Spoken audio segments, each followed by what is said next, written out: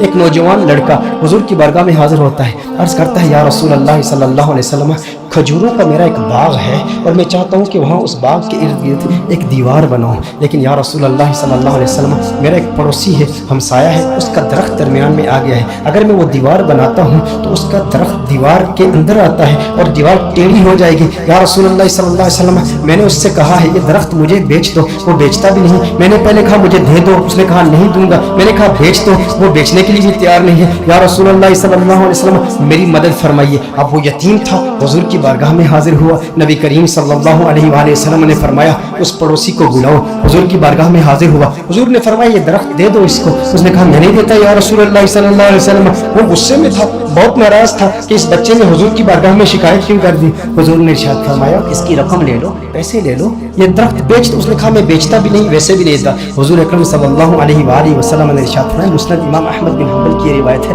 میرے آقا صلی اللہ علیہ وآلہ وسلم نے ارشاد فرمایا اچھا ایسا کرو کہ یہ درخت تم اس کی قیمت بھی لے لو اور اس درخت کے بدلے جنت میں ایک ایسا درخت ہوگا کہ جس کا سایہ اتنا طویل ہوگا کہ اس کے نیچے اگر 100 سال تک ایک سوار اگر سواری کرتا رہے تو اتنی طوالت ہے اس کی، اتنا سایہ ہے اس کا، وہ درخت جنت کا بھی لے لو، اس نے کہا یا رسول اللہ صلی اللہ علیہ وسلم میں قبول نہیں کرتا۔ اب وہاں پر صحابہ کرام علیہم رضوان موجود ہیں، حضرت سیدنا ابو الدحداء رضی اللہ تعالی عنہ صحابی رسول موجود ہیں، عرض کرتے ہیں یا رسول اللہ صلی اللہ علیہ وسلم آقا اگر یہ درخت میں کسی طریقے سے اس سے خرید کر اس یتیم کو دے دوں تو کیا یہ آپشن میرے لیے بھی اوپن ہے کہ جنت میں مجھے بھی وہ درخت مل جائے گا؟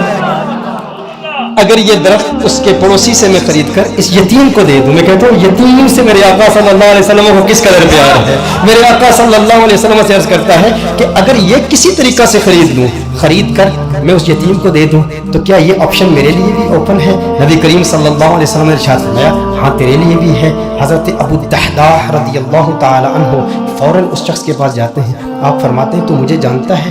کہا جانتا ہوں، تو وہی ہے نا جس کے باغ میں 600 کھجور کے بڑے بڑے درخت ہیں، تیرا باغ اتنا مشہور ہے کہ مدینہ منورہ کے بڑے بڑے تاجر تیرے باغ کی کھجوریں کھانے کے انتظار میں رہتے ہیں، اور اس باغ کے اندر پھر اتنا بڑا محل تعمیر کیا ہوا ہے، میٹھے پانی کا کنواں ہے، تو اتنا مشہور بندہ ہے، تیرے باغ کے چرچے تو پورے مدینے میں ہیں، پورے شہر میں ہر بندہ تجھے جانتا ہے۔ اس نے کہا کہ دیکھو کہ اگر تیرے اس ایک درخت کے عوض میں تمہیں اپنے 600 کھجور کے درختوں کا باغ دے دوں تو یہ سودا قبول ہے؟ یہ سودا قبول ہے؟ وہ حیران ہو گیا، یہ کیسے ہو سکتا ہے؟ ایک درخت اور ادھر اتنا بڑا باغ، ابو الدحداء کیا بات کر رہے ہو؟ کیا واقعی یہ سودا کرنا چاہتے ہو؟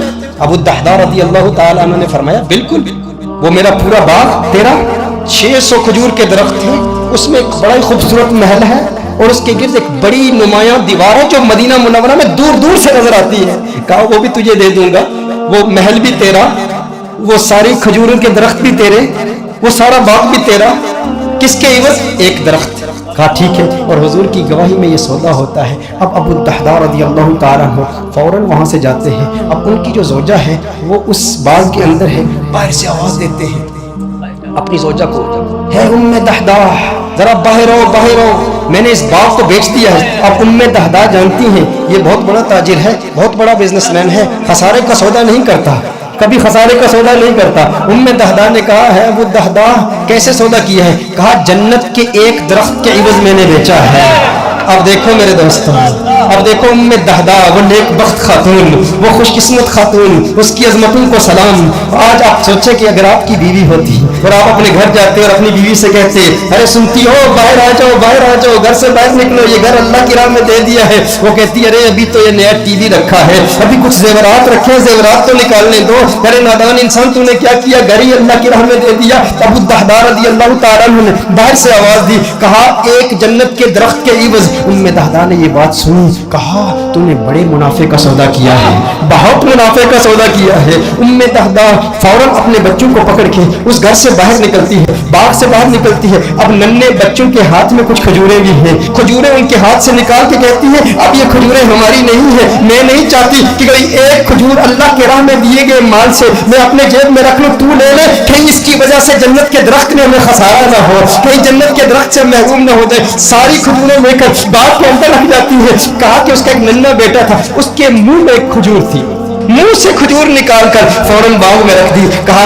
अब इस पर हमारा कोई हक नहीं है, ये अल्लाह का माल है, अब हमने अल्लाह की राह में दे दिया है। अब इस पर उलमा के दो कौल हैं। एक मारूफ कौल की रोशनी में अर्ज करता हूँ कि अबू दहदा रज़ियल्लाहु ताला अन्हु के इस बाग के अलावा उनके पास और कोई बाग भी नहीं था, उनके पास और कोई दौलत भी नहीं थी, उनके पास और कोई माल भी नहीं था। लेकिन अबू दहदा रज़ियल्लाहु ताला अन्हु हुजूर की बारगाह में फिर हाजिर होते हैं, अर्ज करते हैं या रसूल अल्लाह सल्लल्लाहु अलैहि वसल्लम, आका ये सौदा पक्का है ना, आका ये सौदा पक्का है ना। नबी करीम सल्लल्लाहु अलैहि वसल्लम खुश हो जाते हैं और हुजूर खुश होकर फरमाते हैं कम मिन इज़्किन रदाहिन लि अबी दहदा फिल जन्नह, कम मिन इज़्किन रदाहिन लि अबी दहदा फिल जन्नह, कम मिन इज़्किन रदाहिन लि अबी दहदा फिल जन्नह। रावी कहता है हुजूर बार बार पढ़ रहे, मुसलसल पढ़ रहे, मुसलसल ये जुमले कह रहे हैं अबू दहदा तेरे लिए जन्नत में कितने दरख्तों की, कितनी टहनियों पे कितनी खजूरें, माला माल है तू। बार बार हुजूर इरशाद फरमा रहे, बार बार यही जुमले। और दो रिवायात इसमें, दो मुख्तलिफ रिवायात में मुख्तलिफ अल्फाज है।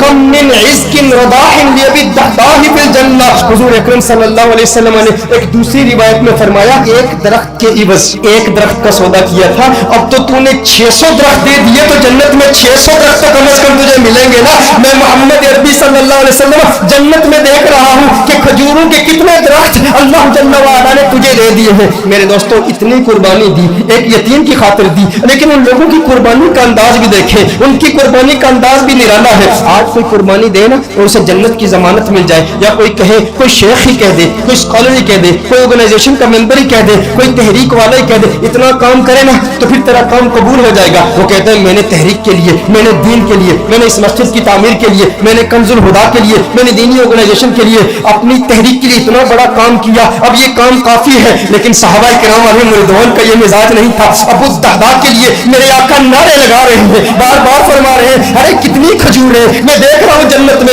ये सारे तेरे हैं। बार बार इरशाद फरमा रहे हैं भाई जितने इतनी तसल्ली मिल जाए और लिसाने मुस्तफा से मिल जाए, आका की जुबान से मिल जाए, उसकी किस्मत किस उरूज पर होगी। लेकिन फिर ये वही अबू दहदा है, उसके बाद भी मेहनत करते रहे। ग़ज़वाए उहद में जब दुश्मनों ने हुजूर पर हमला किया, अबू दहदा अपने सीने पर उन तीरों को बर्दाश्त कर रहे हैं और मेरे आका के कदमों में शहीद हो जाते हैं। और ग़ज़वाए उहद के बाद मेरे आका ने तलाश किया, कहा मेरा अबू दहदा मुझे दिखाओ। अरे वो खजूरों वाला मेरे आका अबू दहदा को देखते हैं और देख के मुस्कुराते हैं और मुस्कुरा के फिर फरमाते हैं कम मिन इज़्किन रदाहिन लि अबी दहदा फिल जन्नह।